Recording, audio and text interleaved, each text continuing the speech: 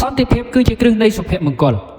រីឯសង្គ្រាមគឺជាមហន្តរាយនៅក្នុងប្រវត្តិសាស្ត្រមនុស្សជាតិយើងបានឆ្លងកាត់ទាំងសម័យកាលដ៏រុងរឿងនិងសម័យកាលនៃស្រមោលខ្មៅងងឹតមេរៀនដ៏ធំបំផុតដែលពិភពលោកបានរៀនសូត្រគឺគ្មានអ្វីដែលបំផ្លិចបំផ្លាញខ្លាំងជាងសង្គ្រាមហើយក៏គ្មានអ្វីដែលមានតម្លៃជាងសន្តិភាពនោះដែរផលវិបាកជូរចត់នៃសង្គ្រាមមិនដែលផ្ដល់ផលល្អដល់ភាគីណាមួយឡើយទោះបីជាភាគីនោះឈ្នះឬចាញ់ក៏ដោយ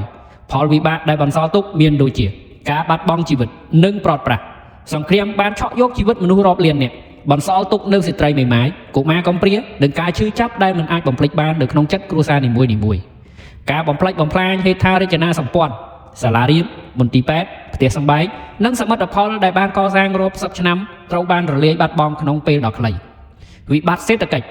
និងភាពអត់ឃ្លានសង្គ្រាមបង្កឲ្យមានការធ្លាក់ចុះនៃផលិតកម្មការដាច់ចរន្តស្បៀងអាហារនិងធ្វើឲ្យប្រជាជនធ្លាក់ក្នុងភាពក្រីក្រតោកយ៉ាកផលប៉ះពាល់ផ្លូវចិត្តសូម្បីតែសង្គ្រាមបញ្ចប់ក៏របួសផ្លូវចិត្តនៅតែតាមលងបន្លាចមនុស្សជំនាន់ក្រោយដែលធ្វើឲ្យពិបាកក្នុងការកសាងសង្គមឡើងវិញតម្លៃមហាសាលនៃសន្តិភាពមិនមែនគ្រាន់តែជាការអវត្តមាននៃសង្គ្រាមនោះទេប៉ុន្តែគឺជាបរិយាកាសដែលមនុស្សគ្រប់គ្នារស់នៅដោយមានសេចក្តីថ្លៃថ្នូរនិងសុវត្ថិភាពការអភិវឌ្ឍប្រកបដោយចីរភាពនៅក្រោមម្លប់សន្តិភាពរដ្ឋាភិបាលមានឱកាសកសាងផ្លូវស្ពាននិងពង្រឹងប្រព័ន្ធអប់រំឲ្យកាន់តែប្រសើរសេរីភាពប្រជាពលរដ្ឋមានសិទ្ធិពេញលេញក្នុងការដើរហើរប្រកបរបរចិញ្ចឹមជីវិតនិងបង្ហាញមតិយោបល់គ្មានការភ័យខ្លាចស្នាមញញឹមនិងក្តីសង្ឃឹមសន្តិភាពអនុញ្ញាតឲ្យកុមារបានទៅរៀននិងយុវជនមានឱកាសកសាងអនាគតដ៏ភ្លឺស្វាងសម្រាប់ខ្លួនឯងនិងប្រទេសជាតិការរួមគ្នាថែរក្សាសន្តិភាពគឺងាយនឹងបាត់បង់ប៉ុន្តែពិបាកក្នុងការស្វែងរកមកវិញណាស់ដូចនេះយើងគ្រប់គ្នាត្រូវចេះអត់ឱននិងអធ្យាស្រ័យដោះស្រាយបញ្ហាដោយសន្តិវិធីនិងការចរចាជាជាងការប្រើអំពើហិង្សាស្រឡាញ់សាមគ្គីភាពបណ្ដុះស្មារតីស្រឡាញ់គ្នាក្នុងភាពជាបងប្អូនទោះបីជាការយល់ឃើញខុសគ្នាក៏ដោយសង្គ្រាមគឺជាសត្រូវនៃមនុស្សជាតិរីឯសន្តិភាពគឺជាមាតានៃការអភិវឌ្ឍ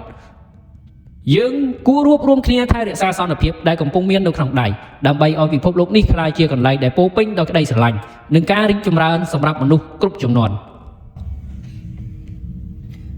ក្នុងសង្គ្រាមគ្មានអ្នកណាឈ្នះពិតប្រាកដឡើយមានតែអ្នកបាត់បង់តិចនិងអ្នកបាត់បង់ច្រើនតែប៉ុណ្ណោះ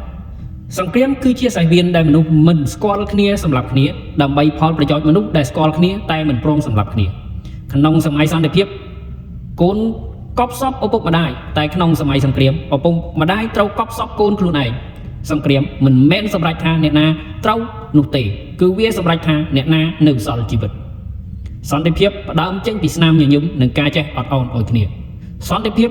គឺជាម្ដាយនៃការអភិវឌ្ឍរីឯសង្គ្រាមគឺជាសត្រូវនៃការអភិវឌ្ឍគ្មានផ្លូវទៅកាន់សន្តិភាព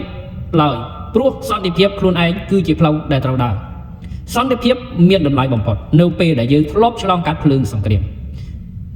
បើចង់បានសន្តិភាពកុំត្រៀមខ្លួនធ្វើសង្គ្រាមតែត្រូវត្រៀមខ្លួនយល់ចិត្តគ្នា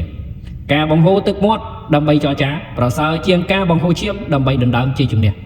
សន្តិភាពមិនមែនគ្រាន់តែជាការមិនមានសង្គ្រាមនោះទេប៉ុន្តែវាជាការមានយុត្តិធម៌និងសេចក្តីស្រឡាញ់ការឈ្នះចិត្តមនុស្សដោយក្តីមេត្តាគឺជាជ័យជំនះដែលអស្ចារ្យជាងគេឈ្នះដោយអាវុធ